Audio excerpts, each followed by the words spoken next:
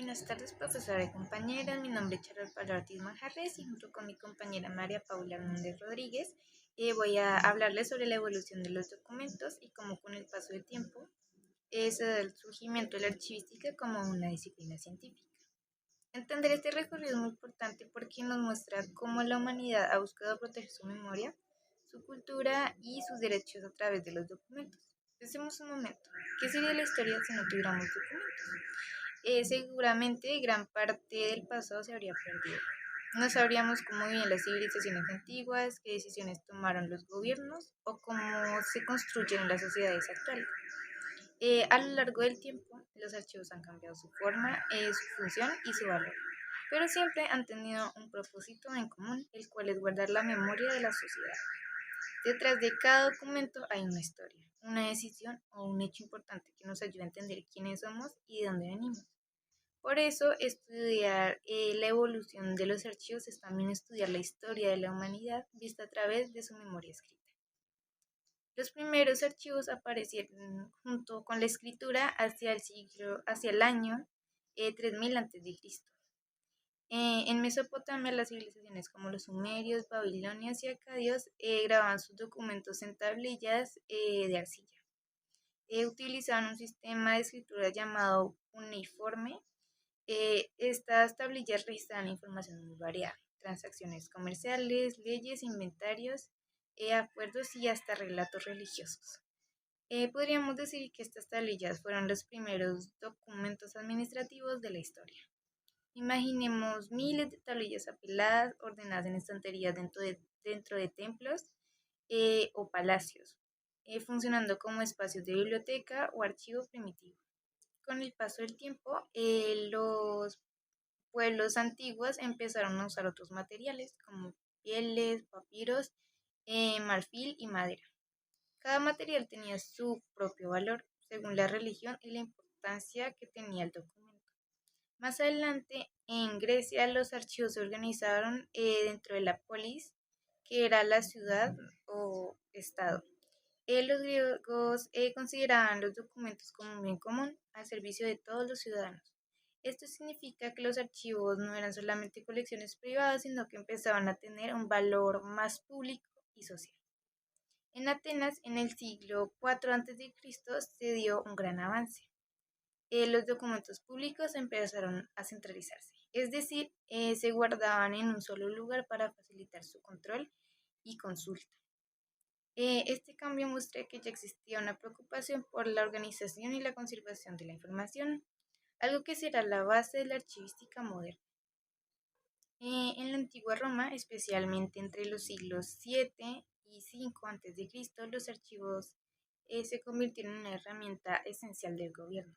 Aquí existían distintos tipos de archivos públicos, provisionales, municipales, militares y religiosos. Uno de los más importantes era el tubularium, que era una especie de archivo central donde se guardaban las leyes, los decretos del Senado y los registros oficiales del imperio. Era un edificio enorme, construido cerca del Foro Romano. Era un símbolo de poder y de organización del Estado. En Roma se estableció un principio muy importante. Cada documento debía permanecer en la institución que lo producía. Este principio se conoce como el principio de procedencia y sigue siendo una base fundamental de los archivos de la actualidad. Significa que los archivos deben conservar su contexto original sin mezclarse con otras instituciones para no perder su valor histórico ni su autenticidad. Gracias a esa organización, los romanos lograron mantener un control eficiente de sus territorios y leyes, lo que demuestra que los archivos siempre han sido una herramienta de poder y de administración. Durante la Edad Media, entre los siglos 7 y 11, la Iglesia fue la principal guardiana del conocimiento y de los documentos. En ese tiempo, los monasterios y las catedrales guardaban documentos valiosos, libros y manuscritos que eran copiados a mano por monjas. Los archivos se consideraban verdaderos tesoros porque conservaban un documento conservaban la autenticidad. Las leyes y la iglesia guardaban documentos para demostrar posesión y poder. escrituras de tierras, privilegios reales o actas de coronación.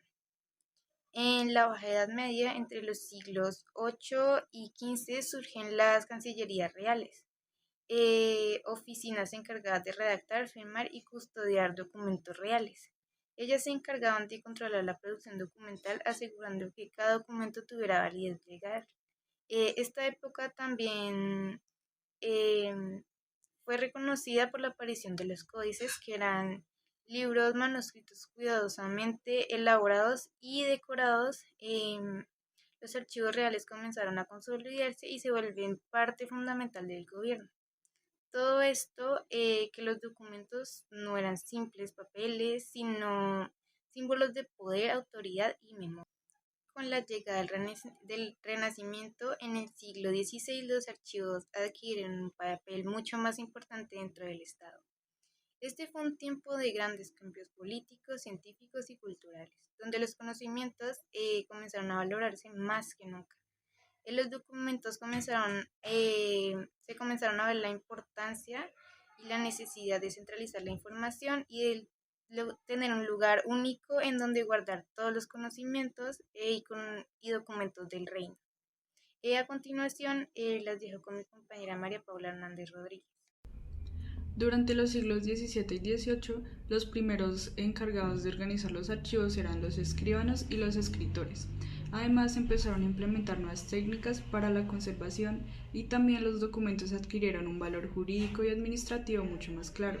Pero el verdadero cambio no vino sino en el año 1789 con la Revolución Francesa, pues desde este momento los archivos dejaron de ser un privilegio para muy pocos y empezaron a ser una garantía de los derechos ciudadanos. Además, durante estos tiempos nació el Archivo Nacional en Francia, garantizando derechos para todos y que los ciudadanos también puedan acceder a estos documentos que antes eran exclusivos.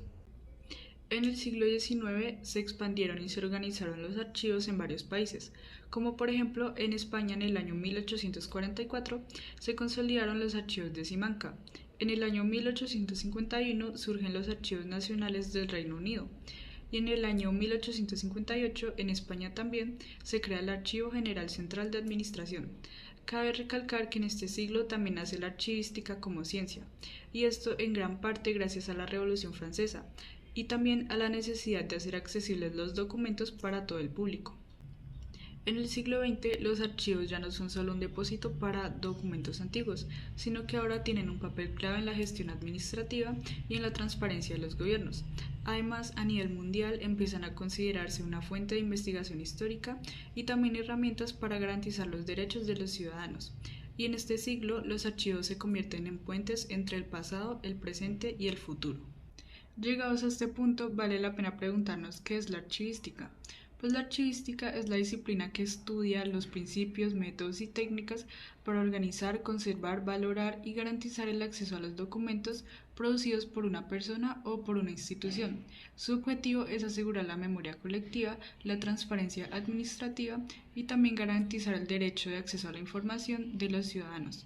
Así que en pocas palabras, la archivística nos da las herramientas para que la memoria no se pierda.